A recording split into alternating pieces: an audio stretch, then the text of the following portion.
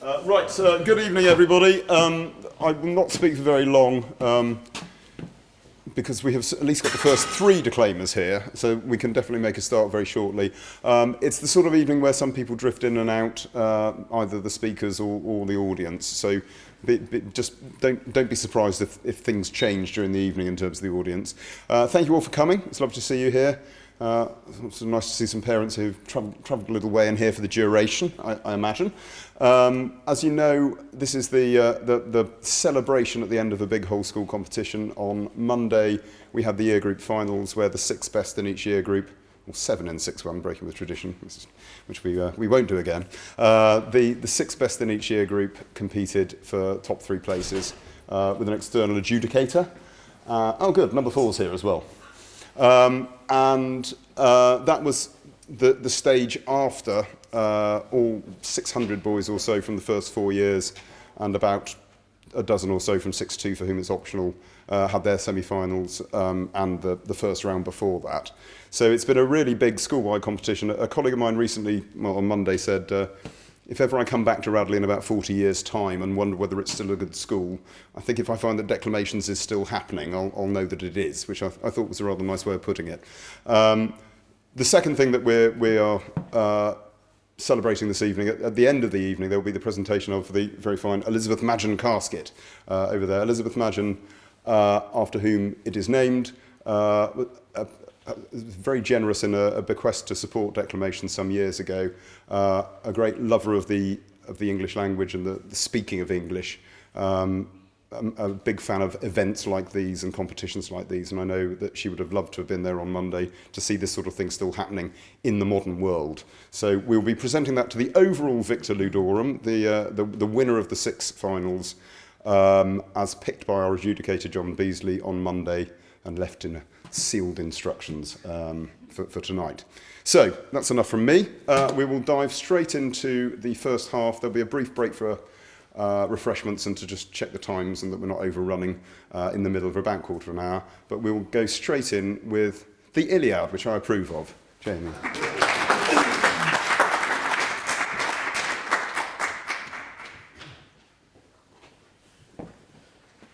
Hi, my name's Jamie. I'll be declaiming Pope's translation of the Iliad by Homer. The wrath of Peleus' son, the direful spring of all the Grecian woes.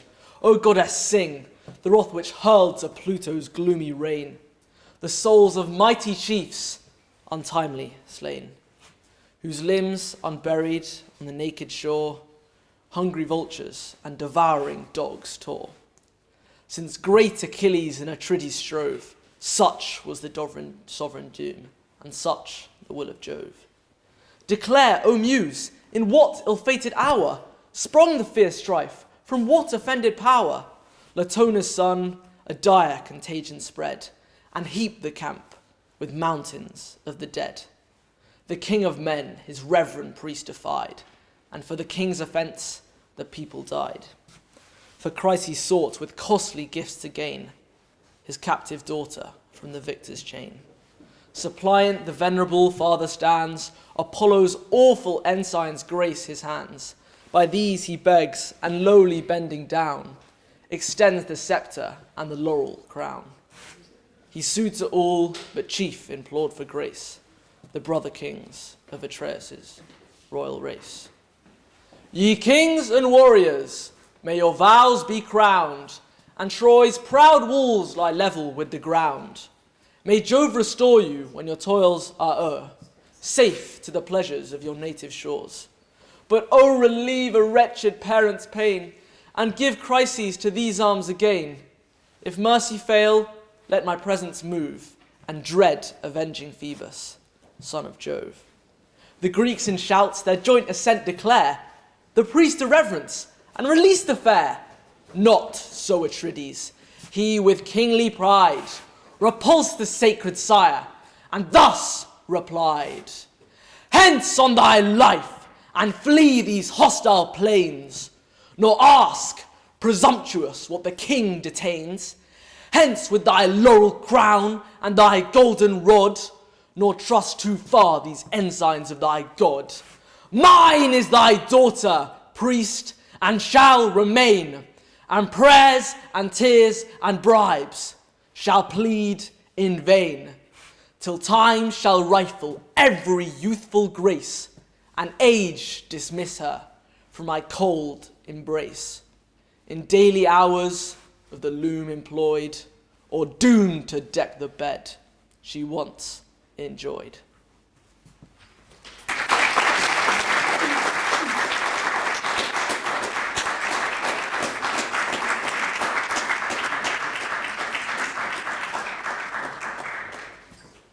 Hi, I'm Lex. I will be declaiming an extract from a play called The Unreturning by Anna Jordan. Shall I tell her? Shall I tell her how on Christmas Eve we waited with bated breath, wondering if it would happen again? And how, sure enough, the guns go quiet at midnight and we hear the most beautiful singing in German. And they shout at us to sing too. So we belt out some crummy carol, and we are terrible, but we sing it anyway. Would you believe that despite orders that there is to be no repeat of last year's fraternisation, at dawn we make our way through to the front, and we shake hands with them. We speak in broken German and English. No man's land becomes every man's land. Shall I tell her that we're able to bury our dead? Some of our lads have been lying there for weeks, rotting into the earth. Would she believe me if I told her that the Germans help us pick them up gently and bring them to the graves we dig? And we do the same for them.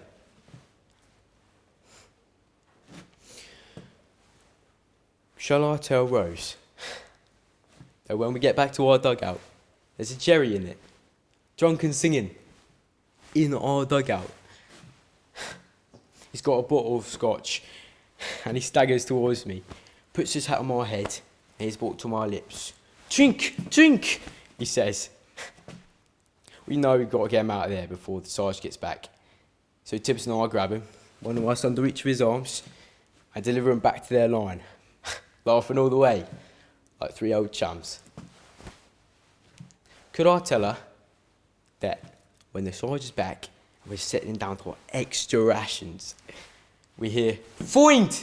No Freund!" And it's that damn Fritz again, staggering towards our trench, still drunk as a skunk. Then Sarge gives the order.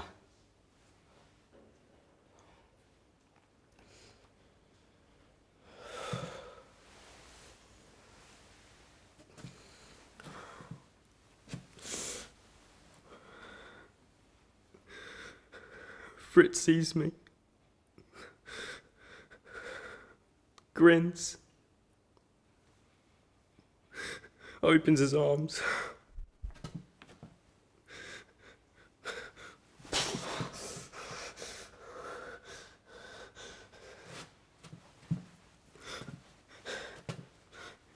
It's quick. In the chest. And he falls.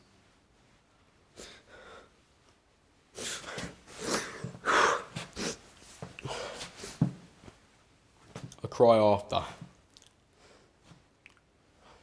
like a boy.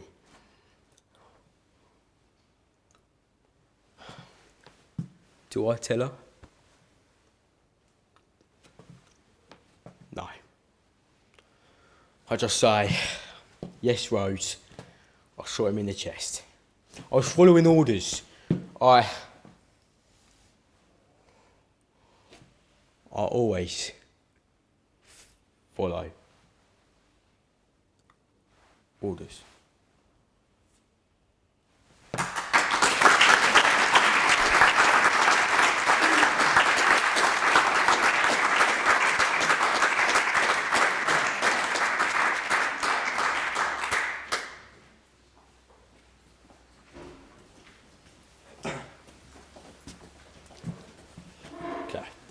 I'll be declaiming a shortened and edited version of the poem Daddy by Sylvia Plath.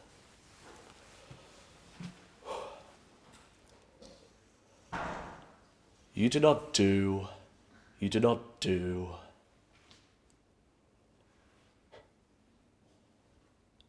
anymore. Black shoe in which I have lived like a foot for 30 years. Poor and white.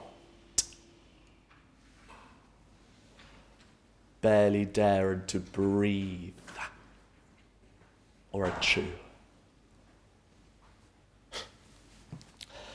Daddy, I have had to kill you. You died before I had time. Marble heavy, a bag full of guard, ghastly stature with one great toe big as a Frisco seal. And a head in the freakish Atlantic, where it pours bead green over blue in the waters of beautiful Marseille. I used to pray to recover you. Ach, du. In the German tongue, in the Polish town, scraped flat by the roller of wars. Wars, wars. But the name of the town is common. My Polack friend says there are a dozen or two, so I never could tell where you put your foot, your root. I never could talk to you. The tongue stuck in my jaw, it's stuck in a barbed wire snare. Ich. I could hardly speak. I thought every German was you, and the language. Obscene, an engine, chuffing me off like a Jew to Dachau, Auschwitz, Belsen. I began to talk like a Jew. I think I may well be a Jew. The snows of the Tyrol, the clear beer of Vienna, and not very pure or true. With my gypsy ancestress and my weird luck, and my tarot pack. I may be a bit of a Jew. But I have always been scared of you.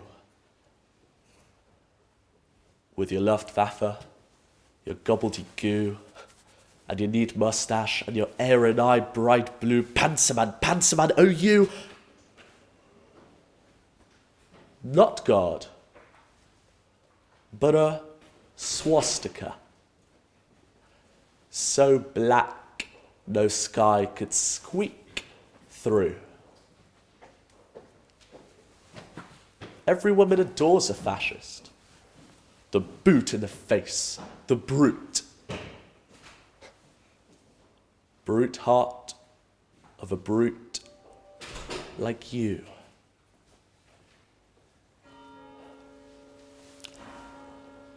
There's a stake in your fat, black heart. And the villagers never liked you. They're dancing and stomping on you. They always knew it was you. Daddy, you bastard. I'm through. Thank you very much.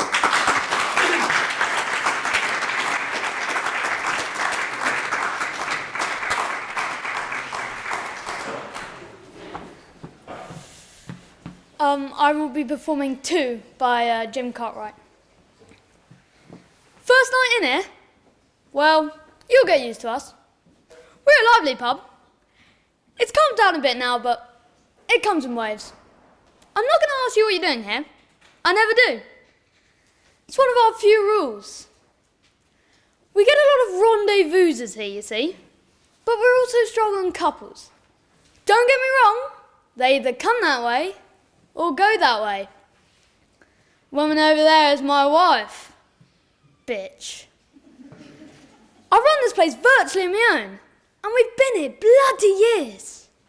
In fact, we met outside this pub when we were kids. Me and Cal, snotty conked, too small to get in, on tiptoes peeping through the frosted windows. We had our first drink in here. We were courted in here. We had our 21st in here. We even had our wedding reception in here. And now, we own the bloody place. I only did it for her. It's what she always wanted. I've done some knocking through recently. Made it all into one. You can get around easier. More eyes can meet across a crowded room. Better that. Better for business and pleasure and keeping an eye on that roving tart. Where's she with them glasses? I wouldn't mind a bloody drink myself. It's a constant battle keeping your throat away from the stock. It really is the landlord's last temptation. 'Cause that's it for us proprietors. From these bar sides and wall sides, people and pints and measuring and rolling out the bloody barrel. Social life and work, all a mixture. A cocktail you can't get away from. Until we all fall knackered into bed. But I'm not complaining. No. As long as many mouths are clacking at many glasses, and the tills keep on singing. What more could a publican want?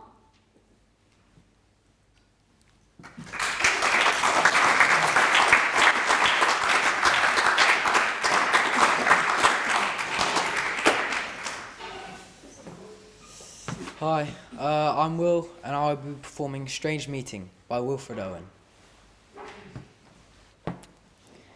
It seemed that out of battle, I escaped down some profound, dull tunnel long since scooped through granites, which titanic walls had groined.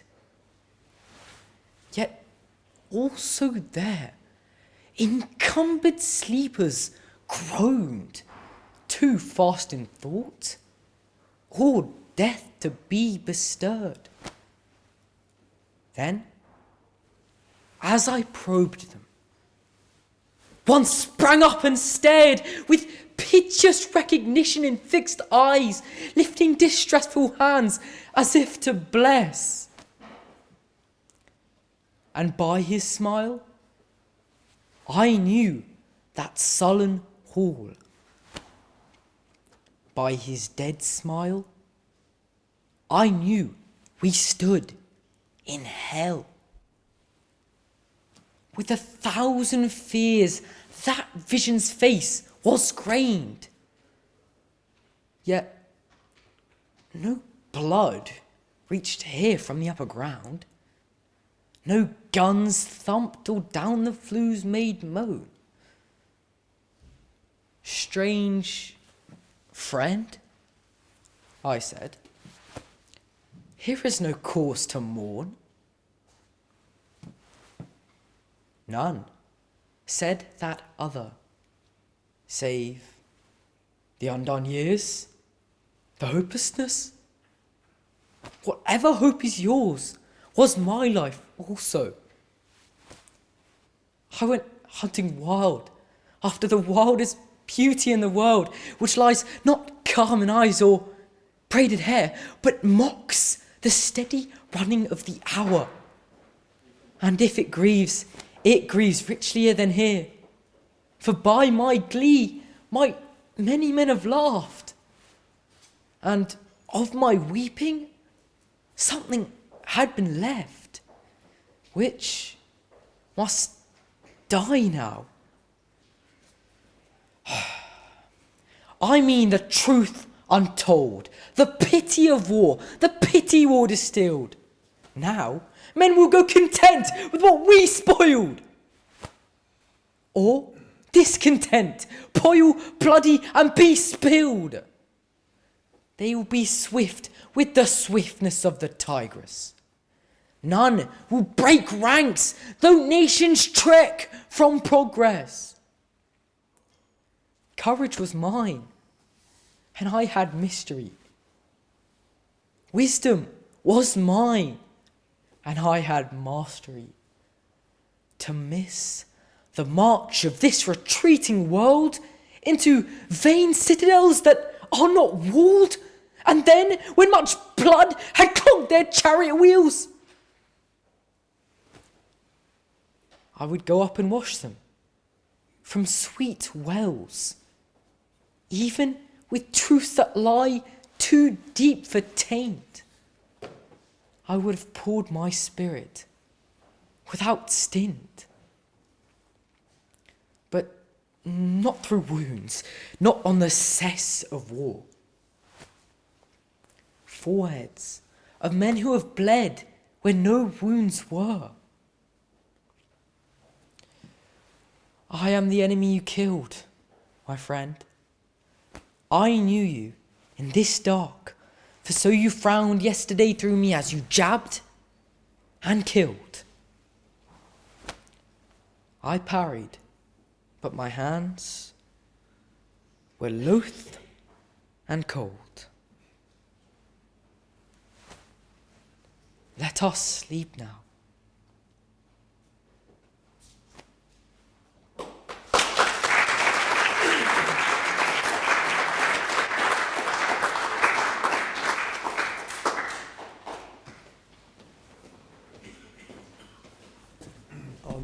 This is a letter written by a journalist called Oliver Beale to Richard Branson, talking about the food he received on a Virgin Airways flight from Mumbai to Heathrow in 2008. Dear Mr. Branson, I love the Virgin brand. I really do. Which is why I continue to use it, despite a series of unfortunate events over the last few years. This last incident takes the biscuit. Ironically, by the end of my flight, I would have gladly paid over 1,000 rupees for a singular biscuit, following the culinary journey to hell I was subjected to at the hands of your corporation. Look at this. Mr. Branson, just look at it. I imagine the same thoughts currently racing through your brilliant mind as were racing through mine on that fateful day. Namely, what is it? Why have I been given it? What have I done to deserve it? And most importantly, which meal is the starter and which is the dessert? Now, you don't get to a position such as yours, Richard, without more than a generous sprinkling of observational power, so I know you have noticed the tomato next to the yellow shaft of sponge on the left. Yes, that's next to the yellow shaft of sponge without the green paste. Well, that must be the clue, mustn't it? I mean, who in their right mind would serve a dessert with a tomato? Well, answer me this, Richard, what kind of animal would serve a dessert with peas in it? Now, I know it looks like a bargee, Richard, but it's in custard. Custard, Richard. Custard. It must be the dessert. Well, you'll be fascinated to hear that it actually wasn't custard. It was a sort of sour gel with a layer of clear oil on top. Its only redeeming feature was that it managed to be so alien to my palate that it completely took away from the taste of curry emanating from our miscellaneous central cuboid of beige matter. Perhaps the meal on the left might be the dessert after all. Either way, all of this is immaterial at the moment. I was raised strictly but neatly by my parents, and if they knew that I'd eaten a dessert before the main course, well, yellow shafts of sponge would be the least of my worries. So let's peel back the tinfoil on the main dish and see what's on offer. I'll try to explain to you how this felt. Imagine, Richard, that you are a 12-year-old boy.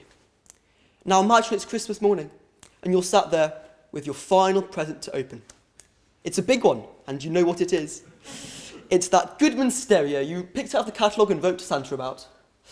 Only you open the box, and it's not there. It's your hamster, Richard. It's your hamster in the box, and it's not breathing. That's how I felt when I peeled back the tinfoil to reveal this. Now, I know what you're thinking. Oh, it's more of that bargee custard. I admit, I myself thought the same at first. But no, it's mustard, Richard, mustard. More mustard than one man could consume in a month. On the left, we have a piece of broccoli and some peppers in a sort of brown glue-like oil. And on the right, the chef has prepared some mashed potatoes. Now, the potato masher in question had obviously broken, and it was decided that the next best thing to do would be to pass the potatoes through the digestive tract of a bird. They were then regurgitated, placed into a blender, and mixed with a bit of mustard. Everybody likes a bit of mustard, Richard. By this point, I was actually starting to feel rather hypoglycemic. I needed a sugary hit. Luckily, there was a small cookie provided. It's already caught my attention earlier due to its baffling presentation. It appears to be in the evidence bag from the scene of a crime. A crime against bloody cooking. Either that, or it was some sort of backstreet underground cookie purchased off a gun-toting maniac high off his own supply of yeast. Either way, you certainly wouldn't want to be caught carrying one of these through customs.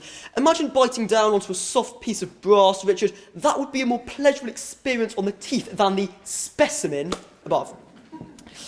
My only option now was simply to stare into the seat in front of me and wait for either actual food or sleep.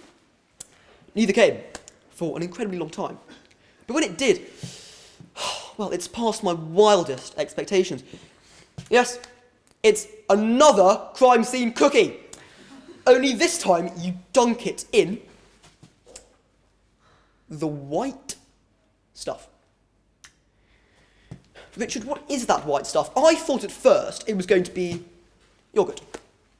It finally dawned on me what it was after staring at it. It was a mixture between the bhaji custard and the mustard sauce. It reminded me very much of my first week at university. I'd overheard a conversation somewhere where someone had said you could make a drink by mixing refreshers and vodka. When I attempted to make the drink in a big bowl, it formed a cheese, Richard, a cheese. That cheese was very similar to your bhaji custard bit of mustard white stuff. So that was that. I didn't eat a bloody thing. My only question is, how can you live like this, Richard? I can't imagine what dinner around your house is like. Must be like something out of a nature documentary. As I mentioned at the start, I love your company, I really do. It's just a shame that such a simple thing could bring it crashing to its knees and begging for sustenance. Yours sincerely, Oliver Beale.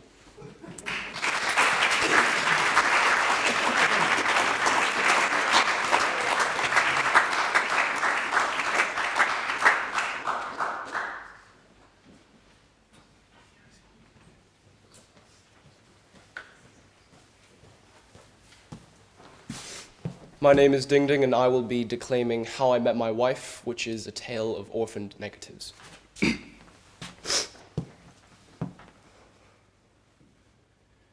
It had been a rough day. So when I walked into the party, I was very chalant, despite my efforts to appear gruntled and consulate.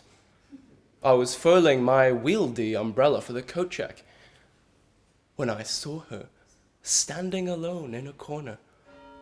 She was a descript person, a woman in a state of total array. Her hair was kempt, her clothing shoveled, and she moved in a gainly way. I wanted desperately to meet her, but I knew I'd have to make bones about it, since I was traveling cognito. Beknownst to me, the hostess, whom I could see both hide and hair of, was very proper. So it would be skin off my nose if anything bad happened.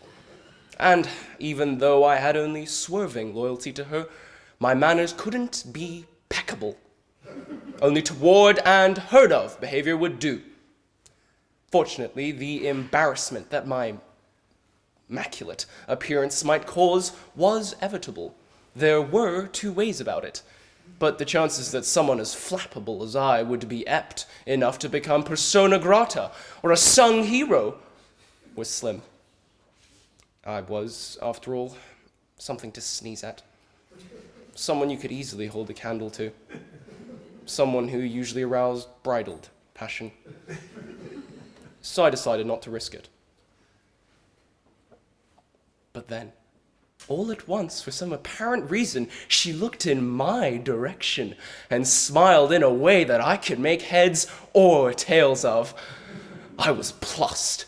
It was concerting to see that she was communicado, and it nerved me that she was interested in a parade like me, sight seen.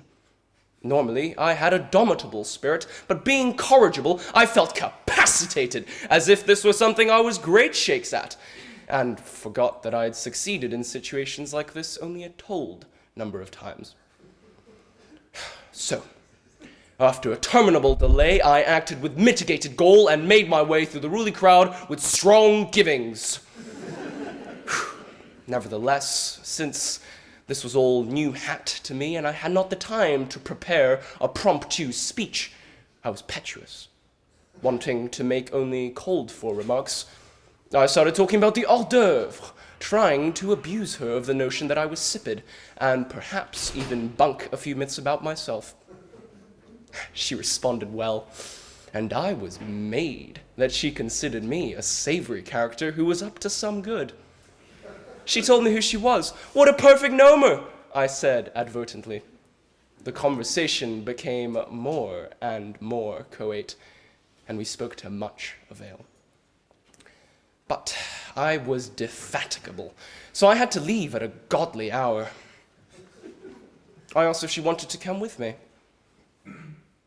To my delight, she was committal.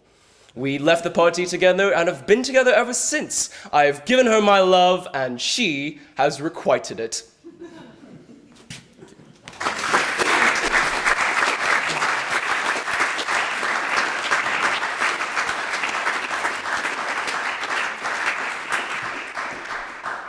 My name is Jasper, and I'll be performing a piece from Hamlet by William Shakespeare.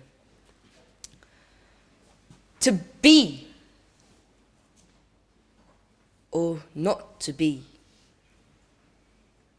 that is the question. Whether 'tis nobler in the mind to suffer the slings and arrows of outrageous fortune, or to take arms against a sea of troubles and by opposing end them. To die,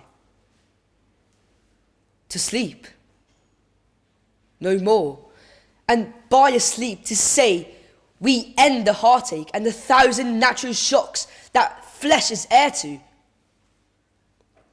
'Tis a consummation devoutly to be wished. To die, to sleep, perchance to dream. Aye, there's the rub, for in that sleep of death, what dreams may come, when we have shuffled off this mortal coil, must give us pause. There's the respect that makes calamity of so long life. For who would bear the whips and scorns of time, the oppressor's wrong, the proud man's contumely, the pangs of the spirit's love, the insolence of office, and the law's delay, and the spurns that patient merit of the unworthy takes? When he himself might as quite as make with a bare bodkin, who with fathers bear to grunt and sweat under weary life, but that the dread of something after death, the undiscovered country, from whose bourne no traveller returns, puzzles the will and makes us rather bear those ills we have than fly to others that we know not of. Thus conscience doth make cowards of us all, and thus the native hue of resolution is sickled over with the pale cast of thought, and enterprises of great pith and moment. With this regard, their currents turn awry and lose the name of action. Thank you.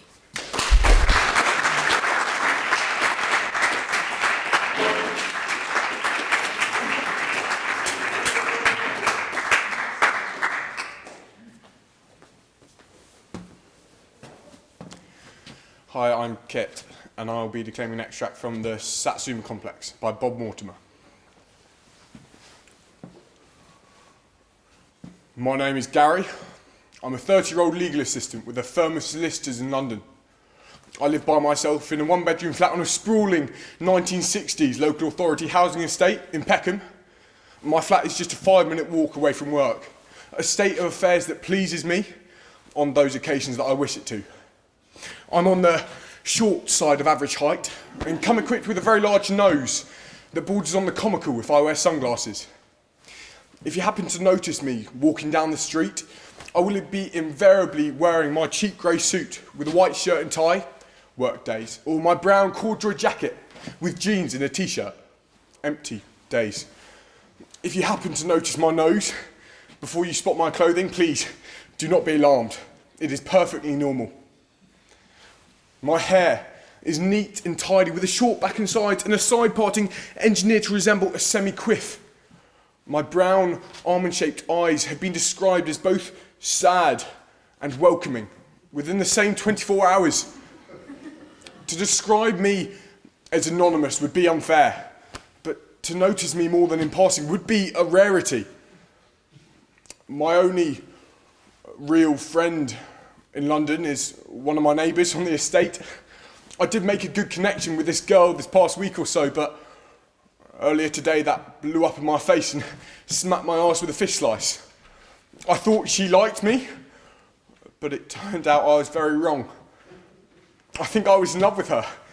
Actually, I'm sure I was. And to be honest with you, I still am. I'm probably heartbroken.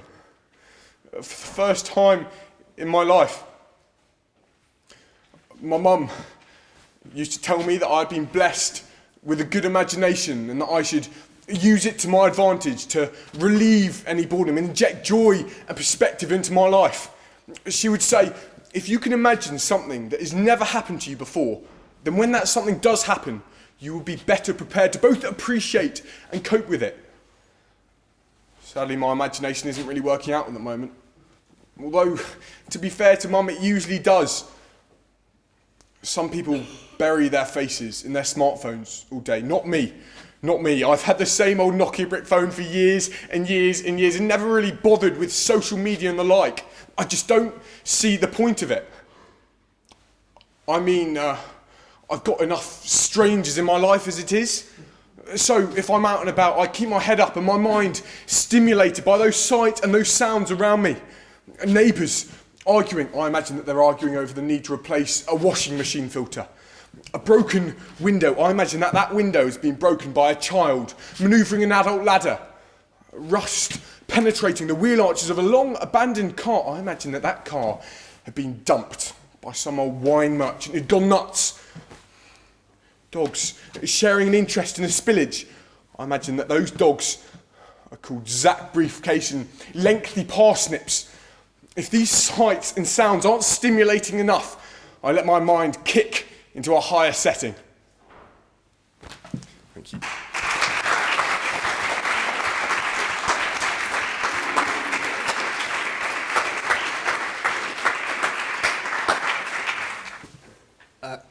Hello, I'm Finlay, or Finn, I don't really mind. I will be declaiming a comedy skit by Studio C called Captain Hook Doesn't Like His Name, which I've adapted from a monologue. And for the context of the piece, because I'm Captain Hook from Neverland, of course, imagine that Peter and Wendy are somewhere over there, and my crew would be somewhere behind me. Well, you better think fast, boy. I doubt the crocodiles will be as patient as me. And I'm not the one that... Wait. What did you just call me? A coward? No. The thing after that. Captain Hook. Wow. Okay, ouch. I feel like I have a lot of other really great recognizable qualities. I bake. Bet you didn't know that just by looking at me, did you? I love reading. I volunteer when I can. My favorite band is The Smiths. But no, you've instead decided to attribute my entire physical identity to this. And you call me this too. Is this a universal thing? How long have people been calling me this? Oh, is that my name? No! It's Johnson!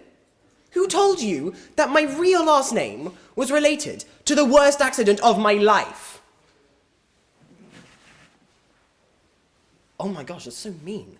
Am I overreacting? I don't call you Peter, I don't want to get a real job McLeggings, or your girlfriend, dumb British dress lady. I can't think of a good one for you, whatever. Names aren't based on appearances. Do you see him over there? That terrifying freak of nature? Do you want to know what I call him? Josh! Because that's his freaking name. And One-Eyed Pete, that's on his birth certificate. That's his actual name. His parents was Greek. Your parents were cruel based on how you're treating other people. Oh, you're a child? Give me a break! A child? You're older than me! You only look young because you keep dousing yourself in magical fairy bath salts. Oh, it's called pixie dust. So now we care about what things are actually called. Oh, plus, you did this to me. You're the one who cut my hand off. That's like if I hit Greg with a semi-truck and called him Greg Roadkill. I don't get to label that. That's Greg's thing. I mean, what do you think I'd like to be called? Well, what would I like to be called? I don't know. It feels kind of weird if I give it to myself. It's like it's a nickname, you know? It's not supposed to... Well, I wouldn't mind Captain Handsome, Captain Chiseled Jawline, or something to that effect. Give me some ideas. Captain still has one hand. No, that's just tempting fate. We're closer, but no, too pedestrian. Come on, fellas. Think. Captain Guyliner. Do I pull it off? Yes. I'm Captain Guyliner. Yes, I rather like it. All right, Peter, I'm Captain Guy, and they've escaped. Typical. Well, it's all right. He'll rue the day he crossed the most ruthless, evil pirate on the seven seas. Captain Guyliner! Yeah, no, maybe on second thought we just leave it hook. Thank you.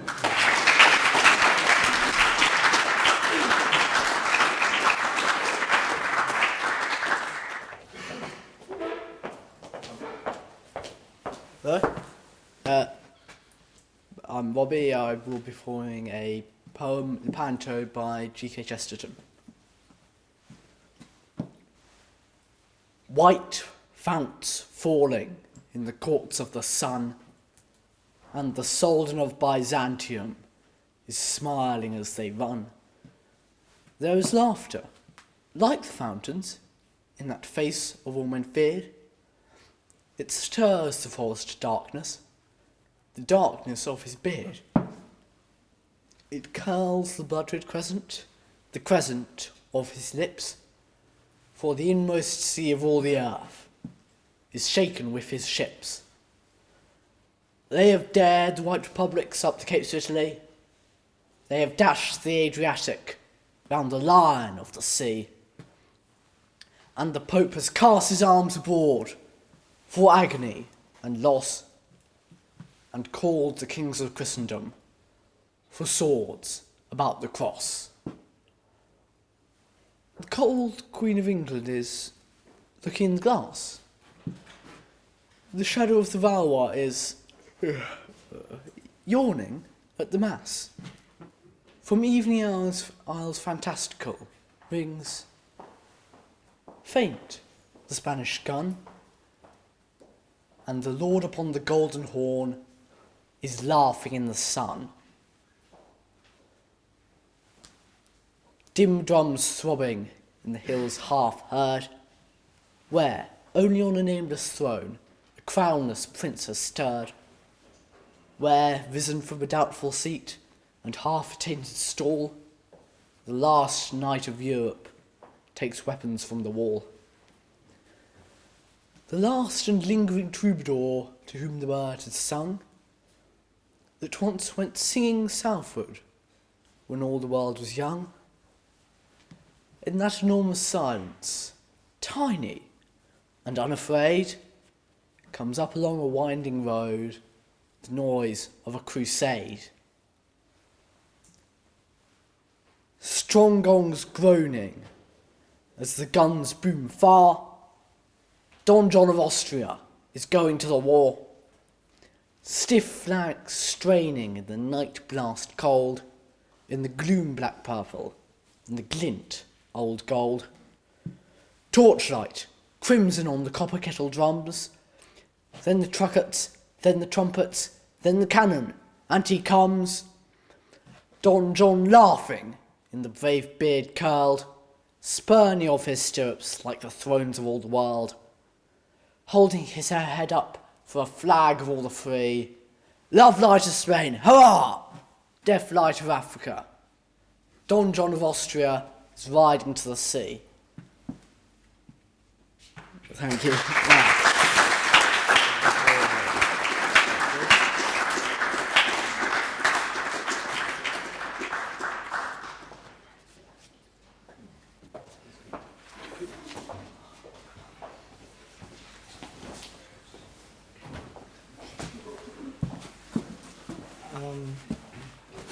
Right. Hello, my name is Kumar Seawright, and I will be declaiming a short story by Harlan Ellison. Repent, Harlequin, said the TikTok man. Get stuffed, the Harlequin replied, sneering. When the Harlequin appeared in his purple suit on the still being constructed new efficiency shopping center, 4 levels above the street, everyone pointed and stared. An elfin grin spread across his tanned features. He shrugged, and with a bullhorn to his lips, he shouted, "Why let them order you about? Why let them tell you to hurry and scurry? Take your time. Let life carry you at your own pace. Don't be slaves to time. Down with the TikTok man." 3 blocks away, the master timekeeper stepped out of the Time Motion building. He was very much over 6 feet tall, often silent, a soft, purring man when things went time-wise. The TikTok man. Just then, the Harlequin reached behind and pulled out buckets, one after the other, and poured the contents down to the stream below. Jelly beans. Thousands and thousands of them. Purples and yellows and greens and licorice and grape and raspberry and mint, round and smooth and crunchy outside and soft, mealy inside, bouncing, jouncing, tumbling, clittering, clattering on the heads and shoulders of the workers below, filling the sky on the way down in a steady rain, a solid wash, a torrent of color and sweet entered a world of metronomic order. The TikTok man looked up at the Harlequin and said to his men, very quietly, very sincerely, "Don't come back till you have him." A dozen and more burly men began climbing swiftly into the construction platforms and rising towards the Harlequin. The middle you now know. Here's the beginning, how it all starts. A desk pad, day for day and turn each day. 9 o'clock, open the mail. 9:30, appointment with the Planning Commission Board. 10:30, discuss installation progress charts with JL. 12 o'clock, lunch. And so it goes. You got here late, the job's taken, sorry. And so it goes. Checkout time is 12:30. And so it goes. And so it goes. And so it goes, tick tock, tick tock. Until one day we no longer let time serve us, we serve time. Until it becomes more than a minor inconvenience to be late. It becomes an infraction, and then a crime, and then this. The master timekeeper will require all citizens to submit their time cards and cardio plates for processing. They devised a method of curtailing the amount of life a person could have. If he was 10 minutes late, he lost 10 minutes of his life. An hour was proportionally more. If someone was consistently late, he might find himself receiving a communique from the master timekeeper that he would be turned off. By this simple scientific method, the TikTok man maintained the system. Schedules had to be met. It was patriotic. The Harlequin. They use dogs. They use cardioplay cross-offs. They use surgeon seizure, physics, the Bertillon system, and techniques of criminology. And they caught him. In 3 minutes, they caught him. After all, his real name was Everett Seymour, and he wasn't very much to begin with. Repent, Harlequin, said the TikTok man. Scare someone else. You have no right to order people and kill them when they show up late. You're a nonconformist. That didn't used to be a crime. It is now. Most people enjoy order. I'm going to turn you off. Repent, Harlequin, said the TikTok man. Get stuffed, said the Harlequin. So Everett Seymour, the Harlequin, was ended that day, which was a loss because in every revolution a few die who shouldn't, because that's the way it happens. But if you can make only a little change, it can be worthwhile. Or to make the point more lucidly, the TikTok man turned to walk back into the Time Motion building. One of the men said to him, excuse me, sir, you are 6 minutes late. The schedule is a little bit off. That's ridiculous, said the TikTok man. Check your watch.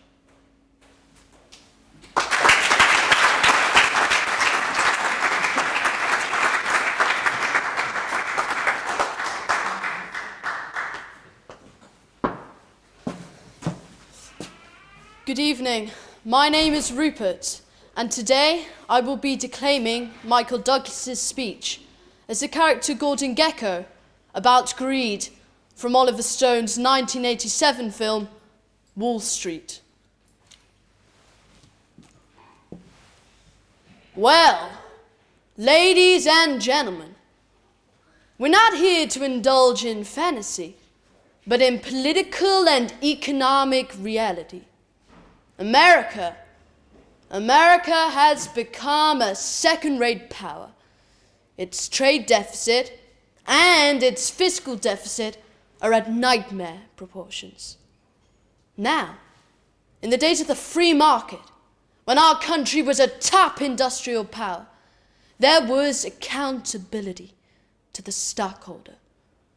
The Carnegies, the Mellons, the men that built this great industrial empire made sure of it because it was their money at stake. Today, management has no stake in the company. Altogether, these men sitting up here on less than 3% of the company. And where does Mr. Cromwell put his $1 million salary? Not in Teldar stock. He owns less than 1%. You own the company.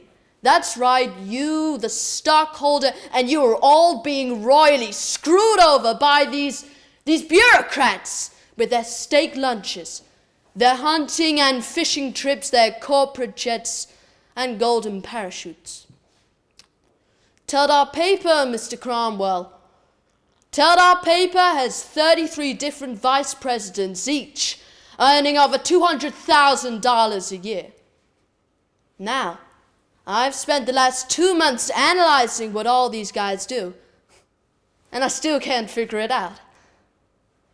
One thing I do know is that our paper company lost $110 million last year, and I'll bet that half of that was spent in all the paperwork going back and forth between all these vice presidents. The new law of evolution in corporate America seems to be survival of the unfittest. Well, in my book, you either do it right or you get eliminated. In the last 7 deals that I've been involved with, there are a total of 2.5 million stockholders who have made a pre-tax profit of $12 billion. Thank you. I am not a destroyer of companies. I am a liberator of them. The point is, ladies and gentlemen, that greed, for lack of a better word, is good. Greed is right. Greed works. Greed clarifies, cuts through, and captures the essence of the evolutionary spirit. Greed in all of its forms. Greed for life, for money, for love. Knowledge has marked the upward surge of mankind. And greed, you mark my words, will not only save Teldar paper, but also that other malfunctioning corporation called the USA. Thank you very much.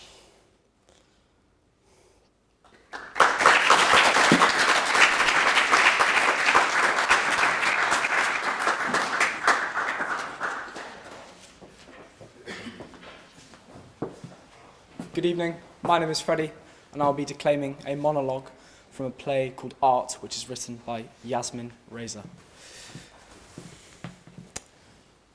So, a crisis, an insoluble problem, a major crisis. Both stepmothers want their names on the wedding invitation. Now, Catherine, my wife, absolutely adores, and I mean adores, her stepmother, who more or less brought her up. Now, she wants her name on the invitation, which I suppose, well, yes, that is very understandable, since the mother is, well, dead. But on the other hand, my stepmother, who I detest, by the way, has to be out of the question that her name is on the invitation. But the thing is, Dad, he won't have his name on it if hers isn't. I mean, unless Catherine's stepmother's name is just left off. But no, that would just be completely unacceptable, wouldn't it? Just to let you know, here's what I suggested. Okay, I suggested that, well, none of the parents' names should be on it. Because after all, we can announce a wedding and invite people ourselves. And so, Catherine decided to scream her head off, arguing that it would be a slap in the face for her parents, who are paying through the nose for the reception. And particularly for her stepmother, who has gone to so much trouble when she isn't even her daughter. I must admit, I finally let myself be persuaded, totally against my better judgment, may I add, because she wore me down. Finally, I agreed that my stepmother, who I detest, who frankly is a complete bitch, will have her name on the invitation. And so, I telephoned my mother. To warn her, I guess. Mother, I said, listen, I have done everything I possibly can, but I'm left with no choice. Yvonne's name has to be on the invitation. And she said, I mean, if Yvonne's name is on the invitation, then take mine off it. I said, Mother, please, I am begging you, do not, and I repeat, do not make things even more difficult than they already are. And she said, how dare you suggest my name instead of to float around the card on its own, as if I was some abandoned woman like a limpet. I said, Mother, listen, there are friends waiting for me. What I'm going to do is hang up, and we're going to discuss this all tomorrow after a good night's sleep, okay? She then nodded. Why is it I'm always an afterthought?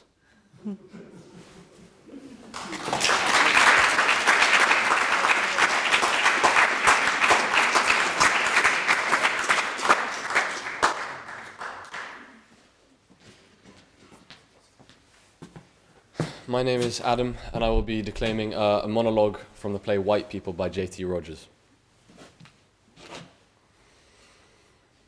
All right, you know what? Yes, fine. I'm the asshole. But this isn't fun. This is work. That's why it's called a job, which comes from Job, which means to suffer. This is business. Okay, in business, in America, this is how we speak, and this is how we dress. Seal of approval. You go down the hall to 15, you take a left to the mailroom. Every single person working in there is black. Oh my God. We're not supposed to talk about that. But listen, this is real. This is reality. They are a part of this community, and a community has rules. I took this position. I made changes. I don't want to see gold teeth. I don't want to see your butt cheeks hanging out of your pants. People dressed like hoods, like killers. And I've heard it all before, right? I've heard it all before. Hey man, that's just my style, you feel? That's just my image. No. Can we stop that and use our rational minds for a minute? What style is being promoted to the world? What image is being portrayed? Imagine if I came in here, 9 a.m. tomorrow, white hood on my head. Oh, no, that's just my image. That's just my style. Oh, and then there's this whole music thing, right? And I try to be a hip guy, all right? I try to be with it. You want a radio on your desk in the mail room? You know what? Be my guest. But it's what you play on that radio. That's my bone of contention. All right? All this hippity-hoppity, crotch grab, and bang, bang, bang. You can't play it for your mother? Then don't play it in here. And no, it's not like I listen to Tommy Dorsey, but please, wax out your ears and listen to these lyrics. Lyrics like, yo, yo, yo, bitch, bitch, bitch, I got a big dick, swag. That's not music. That's hateful. And what right does any human being have to be hateful? Thank you.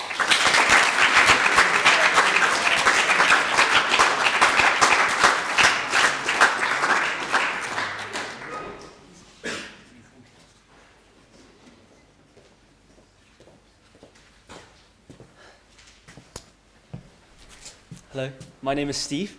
I'll be declaiming What the Thunder Said from T.S. Eliot as a part of The Wasteland.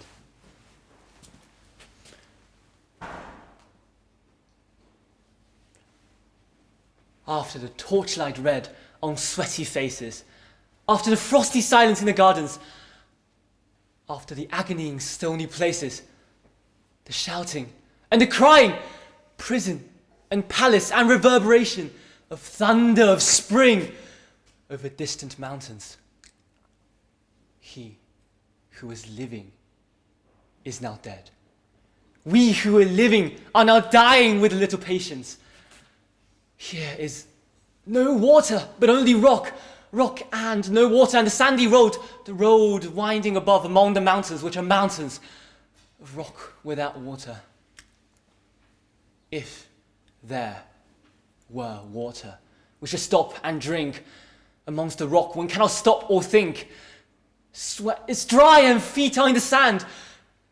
If there were only water amongst the rock, dead mountain mouths of carious teeth cannot spit. Here one can neither stand nor lie nor sit. There is not even silence in the mountains, but dry, sterile thunder without rain. There's not even solitude in the mountains, but red, sullen faces sneer and snarl from doors of mud-cracked houses. If there were water and no rock, if there were rock and also water and water, a spring, a pool amongst the rock, if there were the sound of water only, not the cicada, not the dry grass singing, but sound of water over a rock where the hermit thrush sings in the pine trees. Drip, drop, drip, drop, drop, drop, drop. But there is no water. Who is the third who always walks beside you? When I count, there are only you and I together. But when I look ahead up the wide road, there is always another one walking beside you, gliding, wrapped in a brown mantle, hooded. I do not know whether man or woman. But who is that on the other side of you? What is that sound high in the air, murmur of maternal lamentation? Who are those hooded hordes swarming over endless plains, stumbling cracked earth, ringed by the flat horizon only? What is the city over the mountains? Cracks and reforms and bursts in the violet air. Falling towers. Jerusalem. Athens. Alexandria. Vienna. London. Unreal. A woman drew her long black hair out tied and fiddled whisper music on those strings, and bats with baby faces in the violet light whistled and beat their wings and crawled head downward down a blackened wall. And upside down in the air were towers telling reminiscent bells that kept the hours and voices singing out from empty cisterns and exhausted wells. In this decayed hall among the mountains in the faint moonlight, the dry grass is singing about the chapel. There is the empty chapel, only the wind's home. It has no windows, and the door swings. Dry bones can harm no one. Only a cock stood on the roof tree. Cocorico, cocorico. In a flash of lightning, then a damp gust bringing rain. Gango was sunken, and the limp leaves waited for rain, while the black clouds gathered far distant over Himavant. The jungle crouched, humped in silence. Then spoke the thunder. Da! Data! What have we given? My friend, blood shaking my heart, the awful daring of a moment's surrender, which an age of prudence can never retract. By this and this only we have existed, which is not to be found in our obituaries, or in memories draped by the beneficent spider, or under seals broken by the lean solicitor in our empty rooms. Da! Dayadvam, I have heard the key turn in the door and turn once only. We think of the key. Each in his prison thinking of the key. Each confirms the prison only at nightfall. Ethereal rumors revive for a moment a broken Coriolanus. Da! Damyata, the boat responded gaily to the hand expert with sail and oar. The sea was calm. Your heart would have responded gaily when invited, beating obedient to controlling hands. I sat upon the shore, fishing with the arid plain behind me. Shall I, at least, set my lands in order? London Bridge is falling down, falling down, falling down. Poi s'ascose nel fuoco che gliafina quando fiam uti caridon. Oh, swallow, swallow, le prince d'Aquitaine à la tour abolie. These fragments I have shored against my ruins. Why then I'll fit you? Hieronymus, mad again. Data, Dayadvam, Damyata, Shanti, Shanti, Shanti. Thank you.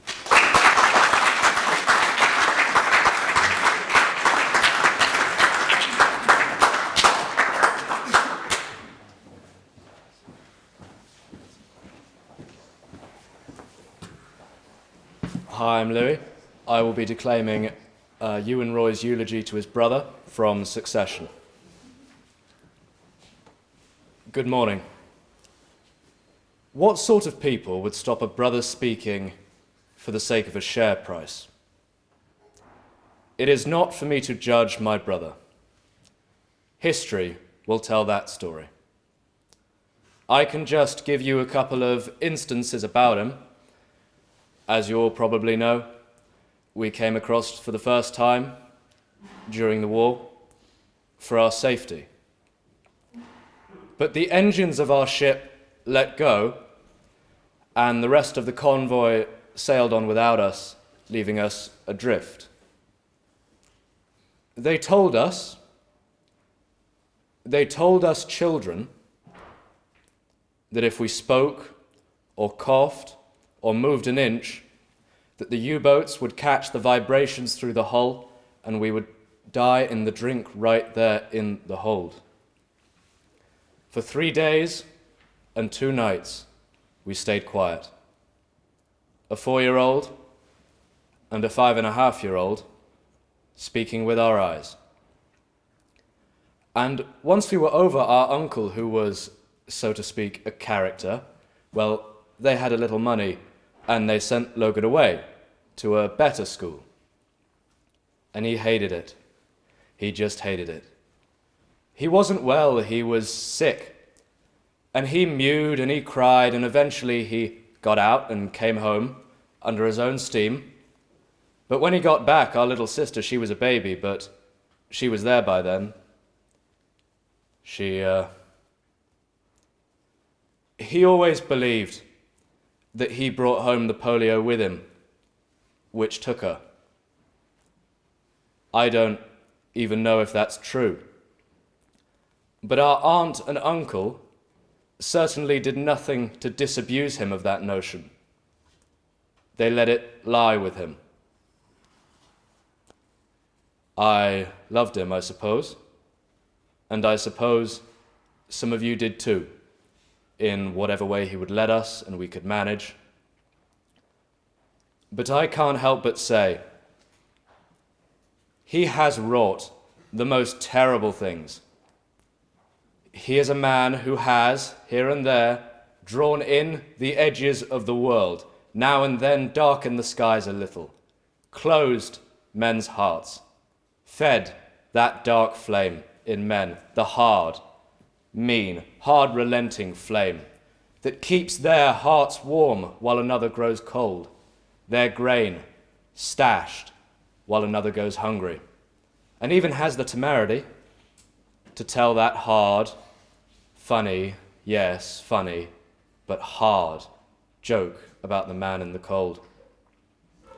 You can get a little high, a little mighty when you're warm. Oh yes, he gave away a few million of his billions, but he was not a generous man. He was mean, and he made but a mean estimation of the world. And he fed a certain kind of meagerness in men. Perhaps he had to, because he had a meagerness about him. And maybe I do about me too. I don't know. I try. I don't know when, but sometime he decided not to try anymore. And it was a terrible shame. Godspeed, my brother. And God bless.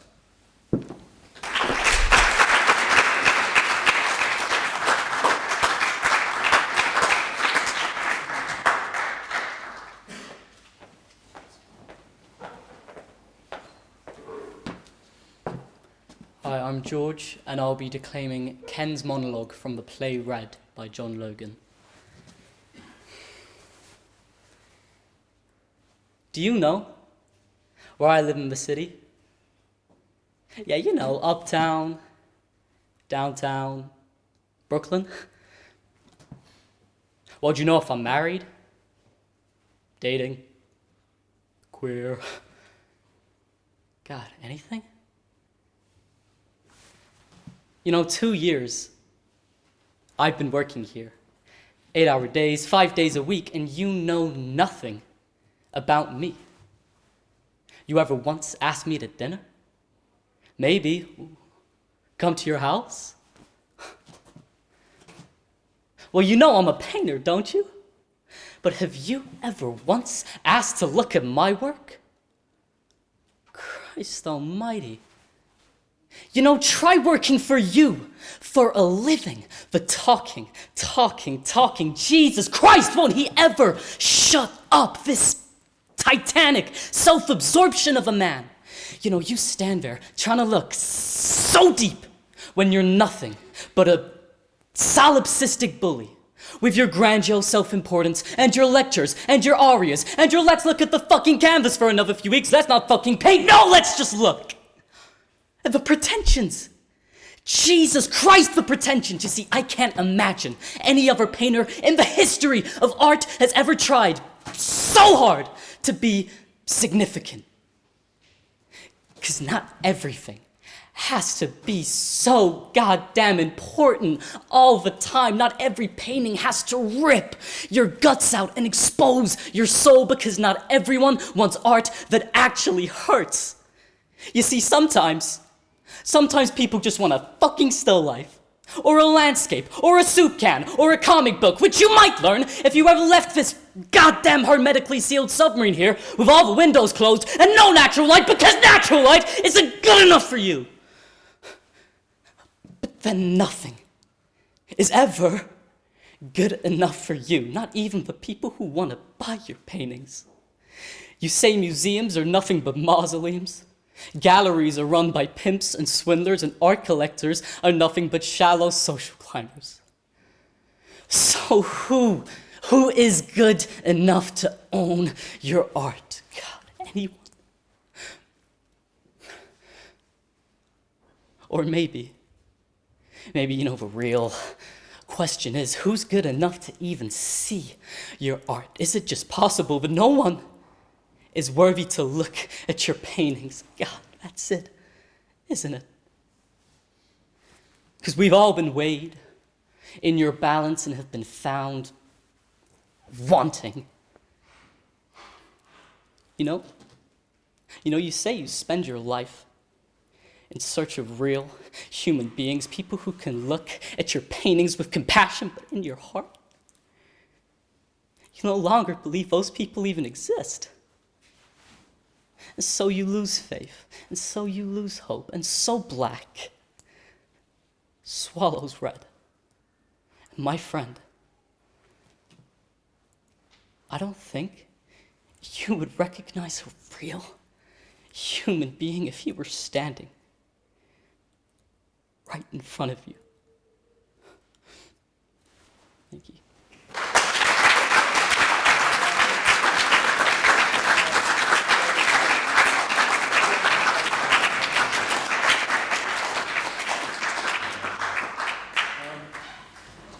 Thank you very much, everybody who's played this evening. Thank you very much, everybody who's come to be in the audience this evening as well. I'm sure you had as big a treat as we did on Monday, again today. It's the moment where I'm afraid we pick one from the many. Our adjudicator picked on Monday morning. The Victor Ludorum, the winner of winners, as displayed here in the Elizabeth Magen casket. And this year, the winner is Kumar again.